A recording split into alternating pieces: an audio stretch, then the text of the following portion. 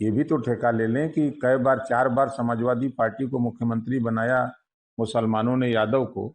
तो एक बार कम से कम मुसलमान को बनाने के लिए इतने मुस्लिम लीडर हैं, सांसद विधायक हैं, ये सब लोग मिलकर के, ओवैसी जी सब लोग क्यों नहीं। दुबे ने कहा कि आज बीजेपी को मोदी की जरूरत नहीं है, मोदी को बीजेपी की जरूरत है। अगर मोदी जी हमारे नेता ना होते तो 150 सीट भी नहीं जीता। देखिए, अब कौन क्या कहता है, अब उनके बयान से तो हम बहुत वो नहीं समझते हैं। जब इस देश में माननीय अमित शाह जी और माननीय मोदी जी की एंट्री हुई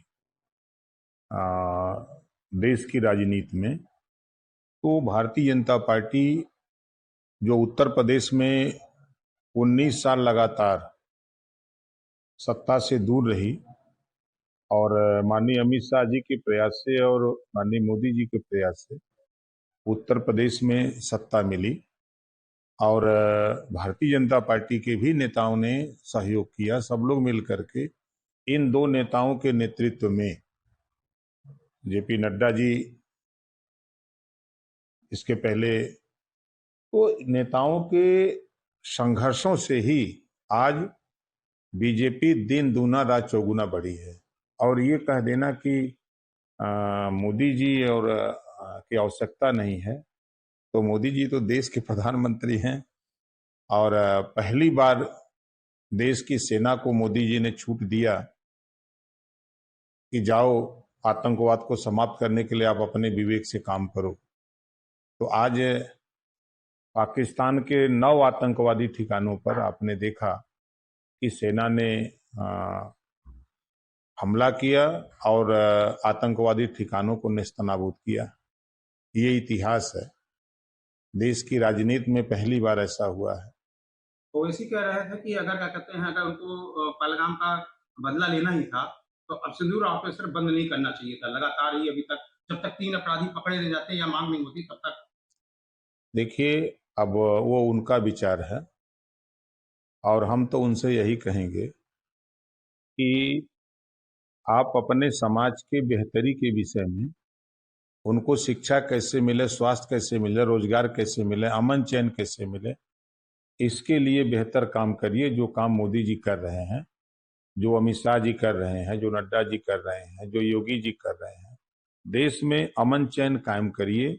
और कांग्रेस सपा बसपा को वोट देने का जो ठेका ले लिया है मुस्लिम लीडरों ने, ये भी तो ठेका ले लें कि कई बार 4 बार समाजवादी पार्टी को मुख्यमंत्री बनाया मुसलमानों ने, यादव को।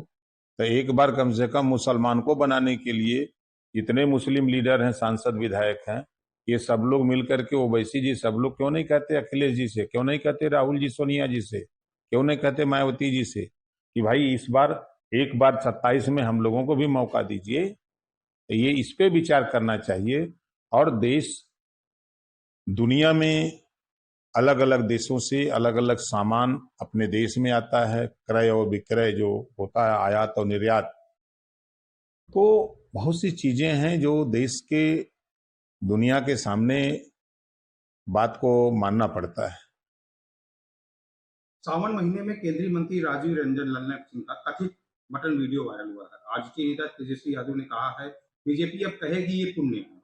अभी पीएम मोदी आज आने वाले हैं, मुझे उम्मीद है कि लल्लन सिंह के बारे में बोलेंगे। सावन में मटन खिला रहे हैं, क्या कहना है आपको? देखिए, व्यक्ति की अपनी अपनी सोच है, अपनी अपनी इच्छा है। अब किसी के खाने पर कोई पाबंदी तो नहीं लगाई जा सकती ना। अब छोटी छोटी ये, अब नेताओं को हम क्या कहें, नेताओं को ये ज्ञान बांटना चाहिए कि देश में बेहतर शिक्षा कैसे हो, देश में रोजगार कैसे बढ़े, देश में लोगों को नौकरी कैसे मिले, अमन चैन कैसे रहे, इस पे बात करनी चाहिए। जिस गरीब के पास रहने के लिए छत नहीं है, उसको छत कैसे मिले, जिस गरीब बस्ती में जाने के लिए रास्ता नहीं है, उसको रास्ता कैसे मिले, इस पे इन लोगों को सोच नहीं है। बस खाली कोई गा खा रहा है तो उसी को लेके गा रहे हैं जी। ममता बनर्जी अगर बंगालियों की भलाई में दिलचस्पी है तो पश्चिम बंगाल में सीएए क्यों नहीं लागू करती है? देखिए, अब ममता जी की राजनीति करने का तरीका अलग है, अलग अलग स्टेटों में राजनीति करने का सबका अलग अलग तरीका है और एनडीए सरकार का तरीका अलग है। एनडीए सरकार देश में खुशहाली चाहती है, देश में विकास चाहती है, देश में अमन चैन चाहती है, इसलिए एनडीए सरकार काम कर रही है। अब सवाल ये हो रहा है कि ममता बनर्जी बंगाली पसंद है तो मुस्लिम बंगाली पसंद है, तो वो आसाम में सिर्फ मुस्लिम बंगाली के लिए क्यों आती थी? आसाम के लोग और हिंदू बंगाली उन्हें नहीं छोड़ेंगे। अब देखिए, एक समय था कि लोग कांग्रेस के साथ थे और एक समय आया कि लोग कांग्रेस को छोड़ दिए और आज कांग्रेस कहां खड़ी है। देश में रहने वाले 140 करोड़ हर व्यक्ति ये चाहता है कि हमारा परिवार खुशहाली की तरफ जाए, हम लोग विकास के रास्ते पर जाएं, अमन चैन रहे, भाईचारा रहे। इसके लिए पूरे देश के रहने वाले सभी परिवार के लोग यही सोचते हैं। गुरुग्राम जमीन के सौदे के मामले में ईडी ने रॉबर्ट वाड्रा को 43 संपत्तियां कुर्क करने का आदेश दिया, जिसमें कई लोगों के नाम है। वाड्रा प्रियंका गांधी के पति हैं और इसमें कई फर्म के भी नाम हैं। इसके बारे में देखिए, हम लोगों के पूर्वांचल में कहावत है कि जस करनी उस भोग विधाता, नरक जात काहे पछताता। तो अगर इस तरह का काम किया है लोगों ने, तो आज ईडी के संज्ञान में बात आई है, तो ईडी ने जो कार्रवाई करने की बात कही है, तो निश्चित है कि कानून का राज है। तो 10 लोगों के खिलाफ आरोप पत्र दाखिल किए। निश्चित है कि जब ये बात संज्ञान में ईडी को आई है, तो ईडी ने आरोप पत्र दाखिल किया है। अब न्यायालय उसको आदेश दे, आदेश के बाद तो कार्रवाई होगी। पटना में जो अस्पताल में 5 लोग बंदूक लेके पहुंचे हैं, गैंगस्टर चंदन मिश्रा को मारे हैं, इसमें आपका कहना है? देखिए, पहले बिहार जंगल राज था और उसी जंगल राज से उपजे हुए ये शरारती तत्व हैं जो राइफल बंदूक लेकर के आज भी गुंडागर्दी करते हैं। जब से नीतीश जी आए, नीतीश जी ने बड़ी कोशिश की, बड़ा प्रयास किया और बड़े पैमाने पर अंकुश लगाने का काम किया है। और आज बिहार में अच्छी सड़कें बनी, बिहार में अब निर्भीक होकर के लोग घर बना रहे हैं। कल तक घर बनाने में लोग डरते थे, उनके यहाँ रंगदारी टैक्स वसूलने वाले लोग पहुंच जाते थे। तो बहुत सी चीजें हैं और इस घटना की हम निंदा करते हैं। ऐसे लोगों के खिलाफ सख्त से सख्त कार्रवाई सरकार करेगी, मुझे ऐसा भरोसा है। जीतन राम मांझी कह रहे हैं कि अस्पताल मरीजों के लिए भारी रकम देते हैं, इनकी सुरक्षा का निवेश करते हैं, ये सरकार के लिए जिम्मेदार नहीं ठहराया जा सकता है, ये निजी गैंगवार है। भाई वो तो निश्चित है कि जब कोई घटना होती है तो उसके पीछे कोई ना कोई बात होती है, कोई राज होता है जिसको लेकर के विवाद होता है।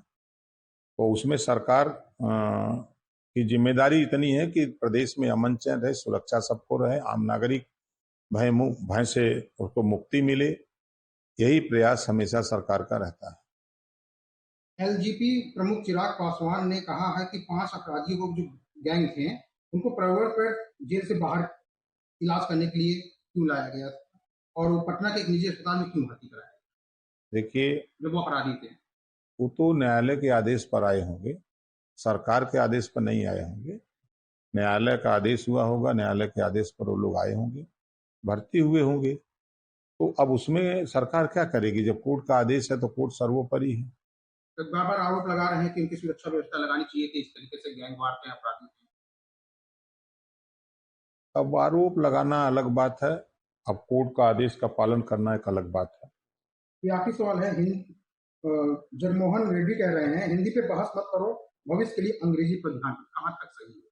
हिंदी पे बहस नहीं, अंग्रेजी पे। देखिए, देश की राष्ट्रभाषा हिंदी है, पूरे देश में हिंदी बोली जाती है और अंग्रेजी, अब जिसको अंग्रेजी पढ़ना होता है अंग्रेजी पढ़ता है, जिसको हिंदी पढ़ना होता है हिंदी, संस्कृत पढ़ना है संस्कृत, जिसको उर्दू पढ़ना है उर्दू। सब लोग स्वतंत्र हैं, यहाँ किसी को कोई पाबंदी नहीं लगाई जा सकती। भारत राज्य में हिंदी पर अंग्रेजी पर ध्यान देने के लिए आकर्षित कराया जा रहा है, ये अंग्रेजी पे ज्यादा। अब भाई, अब जो गरीब कमजोर बेचारे खाने को ठिकान नहीं है, प्राइमरी में पढ़ते हैं, उनसे पूछिए, वो हिंदी ही जान जाए, गणित जान जाए, उतना बहुत है, विज्ञान जान जाए, और उन पे ध्यान देने की जरूरत है। जो गरीब कमजोर बच्चे हैं, जो शिक्षा से दूर हैं, उनको आगे लाने का प्रयास हो। ये हमेशा प्रयास होना चाहिए।